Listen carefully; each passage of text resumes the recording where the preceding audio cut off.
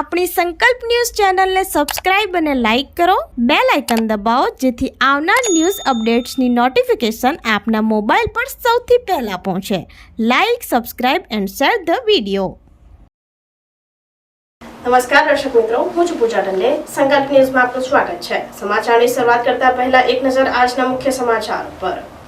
ઉમરગામમાં વિશ્વ પૃથ્વી દિવસ નિમિત્તે કાપડની થેલીઓનું વિતરણ કરી પ્લાસ્ટિક મુક્ત ભારત બનાવવાની પહેલ. 22 એપ્રિલ એટલે વિશ્વ પૃથ્વી દિવસ તરીકે ઉજવાય છે. આજે ગ્લોબલ વોર્મિંગની સમસ્યાથી ધરા ગરમ અને આગ ઓકી રહી છે, ત્યારે વિશ્વ પૃથ્વી દિવસની ઉજવણીના ભાગરૂપે સામાજિક સંસ્થાઓ જનજાગૃતિના પ્રયાસો કરી રહી છે. ઉમરગામ તાલુકામાં મી એન્ડ મી ગ્રુપ દ્વારા કપડાની થેલીઓનું વિતરણ કરી પ્લાસ્ટિક મુક્ત ભારત બનાવવા પહેલ કરી છે. ગત 20 વર્ષથી કાપડની થેલીઓનું વિતરણ કરવામાં આવી રહ્યું છે. આજે પૃથ્વી દિવસને લઈ કોલેજ અને શાળાઓમાં કપડાની થેલીઓ આપી પૃથ્વીની રક્ષા કરવા સંદેશ આપવામાં આવ્યો હતો. આવનારું ભવિષ્ય હજી તાપમાનમાં વધારો કરી શકે છે, ત્યારે શાળાના કોલેજના બાળકો સમાજમાં પરિવર્તન લાવી શકે તેમ છે. હાલ માત્ર સિંગલ યુઝ પ્લાસ્ટિક સામે જનજાગૃતિ લાવવા એક મોટો પ્રયાસ કરવામાં આવી રહ્યો છે, જે પર્યાવરણ અને પૃથ્વીને મહદઅંશે બચાવી શકે છે.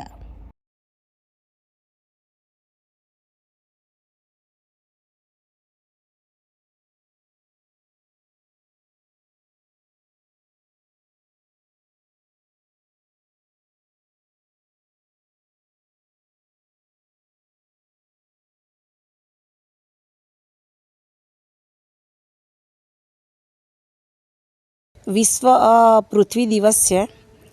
દક્ષિણા વિદ્યાલયમાં ગ્રેજ્યુએશન ડેની ઉજવણી કરવામાં આવી હતી. તેમાં મી એન્ડ મી ગ્રુપ દ્વારા કાપડની થેલીઓનું વિતરણ કરવામાં આવ્યું હતું. આજે આ પૃથ્વી પર ગરમી એટલી બધી વધી ગઈ છે અને એ બધું કારણ છે પ્લાસ્ટિકના. આપણે આપણા ઘરથી જ પ્લાસ્ટિક બંધ કરીને વાતાવરણને ચોખ્ખું બનાવવું જોઈએ. આખી અમે દક્ષિણા વિદ્યાલયમાં પણ એક નક્કી કર્યું છે કે હવે પ્લાસ્ટિકનો ઉપયોગ કરશો નહીં. છોકરાઓ જો પ્લાસ્ટિકની બોટલ એવું લાવે એના પણ અમે પણ રોક મૂકીશું અને અમારા પૂરા નારગોળ ગામને પણ પ્લાસ્ટિક મુક્ત કરવાની અમે લોકો પૂરા કોશિશ કરશું. ધરતીને માતા કહીએ છીએ, બરાબર. ધરતીને જાળવણી એ આપણી એક અંગત મતલબમાં શું કહેવાય કે આપણી ફરજ બને છે કે આપણે ધરતીને સાચવીએ. આજે અર્થ ડે છે તો એ વિષય પર આપણે ઘણી સારી ચર્ચા કરી પવાસ્કર સાહેબે.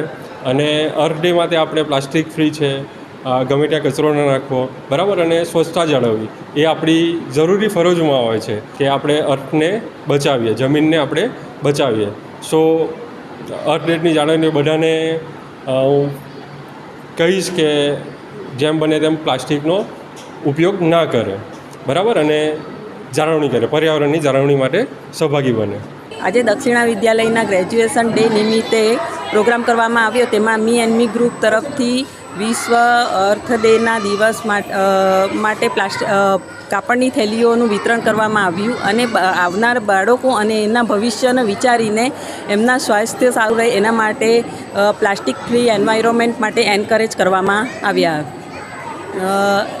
અને બને ત્યાં સુધી આખું ગામ પણ પ્લાસ્ટિક મુક્ત રહે તો બધા વાલીઓને એ માટે સલાહ આપવામાં આવે કે જેમ બને એમ પ્લાસ્ટિક ઓછું વાપરે, પ્લાસ્ટિકની જબલા થેલીઓ નહીં વાપરે અને બને ત્યાં સુધી કાપડની થેલીઓથી ખરીદી કરવામાં આવે અને કાપડની થેલીઓનો જ યુઝ વધારે પડતો કરે, જેથી પ્લાસ્ટિક ફ્રી એન્વાયરમેન્ટ બની રહે અને આપણું વાતાવરણ તંદુરસ્ત બાળકો માટે સ્વસ્થ રહે.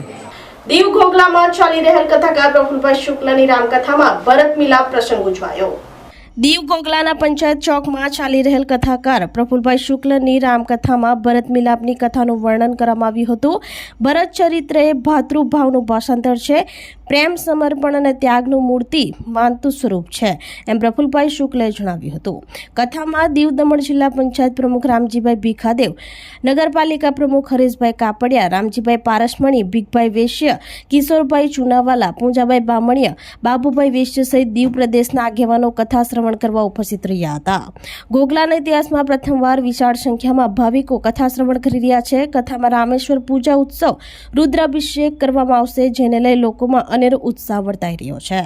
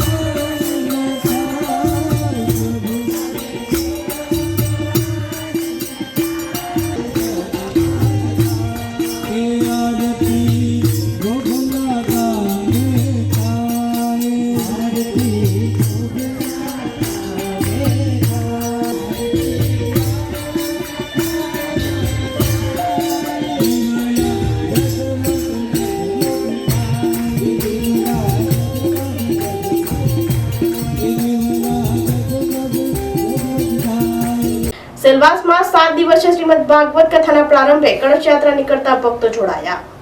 સેલવાસ ડેમની રોડ શ્રી જ્યોતેશ્વર મહાદેવ મંદિરથી રાધાકૃષ્ણ એપાર્ટમેન્ટ સુધી શ્રીમદ ભાગવત કથાની કળશ યાત્રાનું આયોજન કરવામાં આવ્યું હતું. કળશ યાત્રા બપોરે અંદાજે 3 વાગ્યે રાધાકૃષ્ણ એપાર્ટમેન્ટ ખાતે કથા સ્થળે પહોંચ્યા બાદ પૂજા અને કથાકારનું સ્વાગત કરવામાં આવ્યું હતું. આચાર્ય દેવભાઈ જોશીના માર્ગદર્શન હેઠળ કથાકાર દર્શનભાઈ જોશી ખેરગામવાળાએ શ્રીમદ ભાગવત કથાનો પ્રારંભ કર્યો હતો. કથાકારે ભક્તોને શ્રીમદ ભાગવત કથાનું મહાત્મ્ય જણાવ્યું. શ્રીમદ ભાગવત કથા 21 થી 27 એપ્રિલ સુધી બપોરે 3 થી સાંજે 6 વાગ્યા સુધી ચાલશે. આ શ્રીમદ ભાગવત કથાનું આયોજન જયંતિભાઈ પટેલ, વિરલ શાહ અને કૃણાલ મેરાઈના આશ્રય હેઠળ તમામ પૂર્વજોનો ઉદ્ધાર અને ગરીબ બાળકોના સહાય માટે કરવામાં આવી રહ્યું છે.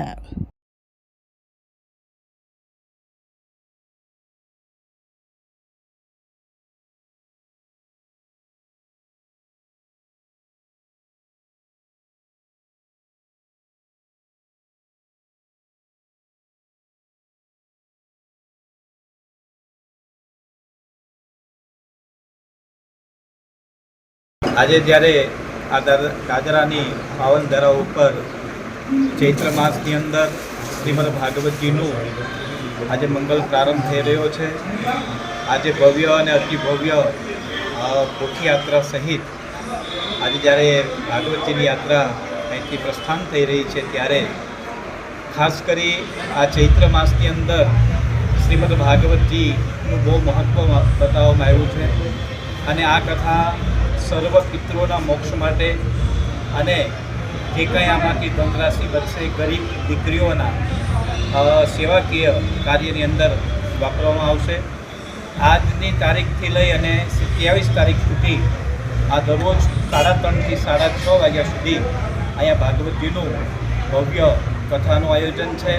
એના વક્તા ભાઈ શ્રી દર્શનભાઈ જોશી દરરોજ એની અમૃતવાણીથી આ कथाમાં आपने बधाने अमृतपान करावशे. तो भागवत कथा काफ़ी समय से दादरा में हो नहीं रही थी और ये जो मास है जो चैत्र मास बोला जाता है तो ये बहुत ही पवित्र माना जाता है. तो इस दरमियान अगर कथा पाठ जो भी कुछ होता है तो वो सबके लिए अच्छा रहता है.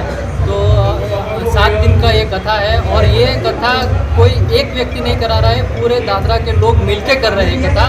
तो ये अच्छी बात है कि दादरा के सभी लोग ये कथा मिलके, जैसे जयंती भाई हो गए, विरल शाह जी हो गए, समग्र इधर के जो भी निवासी लोग हैं सब लोग मिलके ये कथा करवा रहे हैं. तो एक खुशी की बात है कि दादरा में इतने भव्य आयोजन यहाँ पे 7 दिन का हो रहा है और इसकी शुरुआत आज से हो गई है.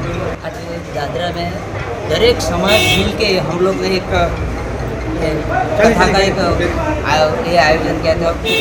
इसमें बहुत हमको खुशी हो रहा है कि हमारे एक छोटा सा गांव दादरा है, इसमें ऐसा बापू आगे हमको 7 दिन तक पूरा अपना कीमती समय बिता के हमको दादरा पटेला में अपना ज्ञान प्रवचन देगा. ઉમરગામના માણેકપુર આયુષ્માન આરોગ્ય મંદિર ખાતે પોષણ પખવાડિયાની ઉજવણી કરાઈ. આંગણવાડી બહેનો અને કિશોરીઓ માટે પોષણયુક્ત શરબત, મહેંદી, રંગોળી સ્પર્ધા યોજાઈ.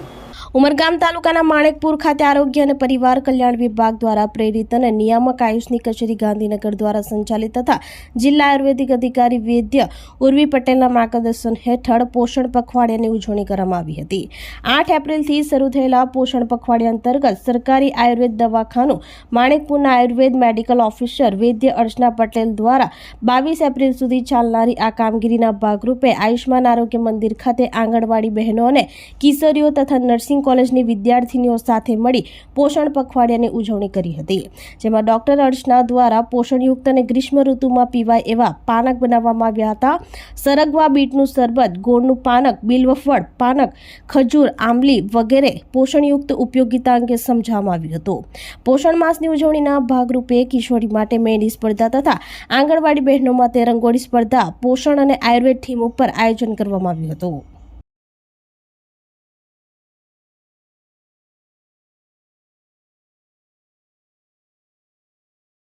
તો આ હતા સમાચારો. નવા સમાચારો સાથે કાલે ફરી મળીશું. નમસ્કાર. આપણી સંકલ્પ ન્યૂઝ ચેનલને સબસ્ક્રાઇબ અને લાઇક કરો, બેલ આઇકન દબાવો જેથી આવનાર ન્યૂઝ અપડેટ્સની નોટિફિકેશન આપના મોબાઈલ પર સૌથી પહેલા પહોંચે. Like, subscribe and share the video.